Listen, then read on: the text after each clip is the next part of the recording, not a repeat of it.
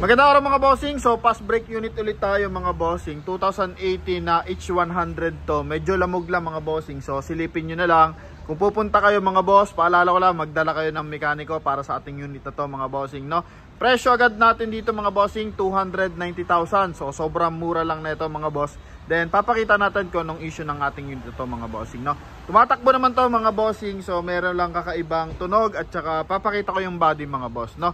So sa mga malalakas ang loob, sa may mga shop, panalo pa rin to kasi 290,000. Ang year model nito is 2018. Tapos ito mga bossing is 78,000 yung milyahe. So makikita nyo naman sa mukha ng ating unit. So presko pa talaga yan, okay? Original paint pa yan mga boss. So papakita lang natin yung ilang issue nito mga bossing, no? So ito yung kanyang front area. So wala tayong masasabi pagdating dito sa mga headlight, tsaka sa mismong ulo ng ating Hyundai H100 na to mga bossing. So good condition. Pagdating dito sa sidings mga boss, dito tayo merong concern sa kanyang FB body mga boss, no? So papakita natin yan. So ito mga boss, mileage nito is 78,000 km nga. And ito yung kanyang interior mga boss, no? Presentable interior, hindi naman siya binaha, talaga medyo madumi lang mga bossing, no? Ito yung kanyang dashboard. So walang putok ang airbag, wala namang basag yung salamin mga boss. For cleaning yung kanyang mga ceiling mga boss. Presentable yung kanyang mga upuan, wala pa siya mga lundo or mga punit mga bossing, no? Sa flooring makikita mo naman kung binahayan or hindi. So wala naman issue ng baha mga boss. Then ito lang mamaya papaanda rin natin nang malaman nyo kung ano yung tunog ng makina na ito mga bossing. Sa sidings, ito yung magiging concern na bibili dito mga bossing. So possible ikakat yung natin, yung FB body. Then ito mga boss, sa gulong naman makapalpa, 70% red light, naka 5 stud. So matining naman siya matakbo, walang kabig yung manabela, wala rin kalampag. Meron lang talagang tunog sa makina mga boss. So i-clarify na lang natin yan bukas. Ang mekaniko, ipapacheck up natin mga bossing, no? Yan, sa sidings, ito mga boss is talagang lamog to mga bossing. Kumbaga kinain ng kalawang yan mga boss. So I think ito mga bossing is ginamit sa mga tag dito, public market mga bossing. So ginamit to sa mga palengke. Sinakyan to possible ng mga isda mga bossing, no? Yan, or kung ano man na merong tubig alat mga bossing. Kaya nabulok yung kanyang sahig tsaka mga panggilid mga bossing, no? Yan, okay. So ito yung kanyang likuran. So wala rin siyang aircon. Gumagana aircon na ito, idol? Wala rin siyang aircon mga bossing. Ito naman yung kanyang pintuan. So for repair talaga yung ating natin ito, yung ating H100, yung body niya mga boss, no? Yan, okay. So makikita nyo naman puro kalawang yung sidings. Ito yung likuran. Ito yung likod niyan mga bossing, no? Yan. So ito naman yung kabilang side. Yan, sa kabilang side ganun din, nilagyan nila sticker kasi nga lumobo na. Okay? So pumutok na yung kanyang sidings mga boss. So kinain ng kalawang. Or depende rin siguro gumawa ng body ng ating unit mga bossing. So hindi kasi dito kung anong gumawa na nito, bodybuilder mga bossing. So meron kasing bodybuilder na mahuna rin talaga gumawa ng kaha. Okay? Yan. So yan kasi mga subcontractor lang din yan mga boss, no? Yan. So hindi talaga yan kay Hyundai mga bossing. Then ito makikita mo naman sa ulo ng ating body. So wala siyang kalawang mga boss. As in wala talaga mga bossing. So papaanda rin lang natin ng bahagya mga boss, no? Yan talaga, ito yung magiging issue natin dyan. Main concern para sa mga ibibili yan mga boss, no? Okay. Sa bubong wala naman I think pambaba lang ang napuruhan dito. Then ito mga bossing, sa pangilalim naman mga boss, yung Hyundai parts. So wala naman naging issue dyan mga boss, no? Yan, so wala naman siyang kalawang. Okay.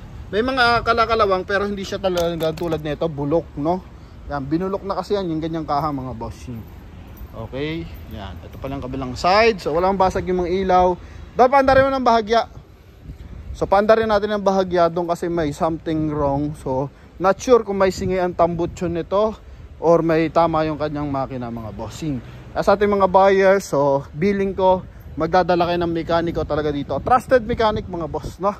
Yan, then bukas papasilip din natin sa ating mekaniko dito. Sunday kasi ngayon, so walang mekaniko. Yan mga bossing, may something wrong. Natunog sa ilalim niya. Bukod sa belt mga bossing, yan may iba pang tunog. Okay, sa naririnig naman. Pa-off na lang tol. Pa-off. Pa-off na lang natin kasi baka makasama sa makina mga boss, no? Yan. So bukod sa tunog ng timing belt mga bossing, off mo na doon. Off mo. Patay. Yan. Bukod sa tunog ng ating fan belt mga bossing, so may something pa siyang tumutunog sa makina mga bossing. So yun yung ating concern dyan. Sa ating mga buyers, so maging ano muna dito, wala tayong muna hinging reservation dito. Viewing muna tayo mga boss, din kung magustuhan nyo, yan yung ating presyo, 290,000. So wala muna tayo mag-reserve dito. So sa mga willing pumunta, pwede naman puntahan to. Location natin, Pasig City. So yun ang masasabi ko, presentable ito, mura kung tutuusin. Kung talagang walang issue, minor issue lang lahat, so mura to mga bossing, 290. Kasi ang bentahan nito mga bossing, kung 2018, so ranging nasa 600 to 700 plus pa to. So mura na kung mabibili mo to ng 500,000 mga boss. So ito nga, may konting may tunog sa makina. So papa-check up natin. Then sa mga mekaniko dyan, ating viewers, so baka pwede nyo yan sentansyahan yan kung ano meron dyan mga boss, no? Yan. So yan mga bossing, may tunog na medyo kakaiba sa kanyang makina mga bossing.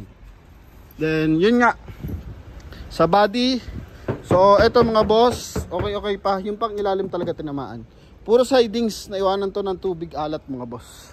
Kaya ganyan mga bossing. Okay, hindi ko ma-distinguish kung anong bodybuilder to mga bossing yung gumawa na ito. Okay, so iba-iba kasi yan mga boss. Yan. So aircon, wala ding aircon to mga bossing. Harap at likod, so hindi gumagana aircon na ito. Kararating lang na ito mga bossing kahapon or kanina kagabi mga boss, no? Yan. Dito sa front area, wala tayong sasabi dyan. Okay. Doon lang mismo makina tsaka kaha ng ating unit mga boss. So yun lang mga bossing. So sa mga interesado, pwede kayong tumawag sa ating contact number na nasa screen. So binigay natin yung dito, honest review sa ating unit na to mga bossing. And yun nga, sa mga interesado, alam nyo na. Okay, tawag lang kayo mga bossing. So may mga shop, so possible makuha to. So tinakpan natin yung plaka para kung sakasakali buy and sell na may shop ang makakuha nito. So pwede nyo pa mas mabenta na mas mataas na presyo. Meron kasi naghahanap ng ganun talaga, nagre-repair. And yun nga, minamarket nila yung ganitong klaseng unit. Kumbaga may mga bulok, yan, may mga konting issue, mga bossing. Meron kasi magagaling kumilatis dyan and magagaling mag-repair mga bossing, no? Yan, kaya mura lang din nila mabebenta. Okay, so yun lamang mga bossing. Diesel engine to, 2.5 liters na diesel engine to, I think boss, no? Yan, so ito H100 mga bossing. Alright, so may tayo, next viewing tayo is naman yon, Isuzu Travis 2023 model. So siguro by tomorrow mga bossing. So presyo naman niya 2023 model 850,000. Okay, so papakita din natin yan mga bossing. Kaya sa ating mga buyers, so stay tuned lang sa ating YouTube channel mga bossing. So yun lang mga boss, thank you very much, God bless.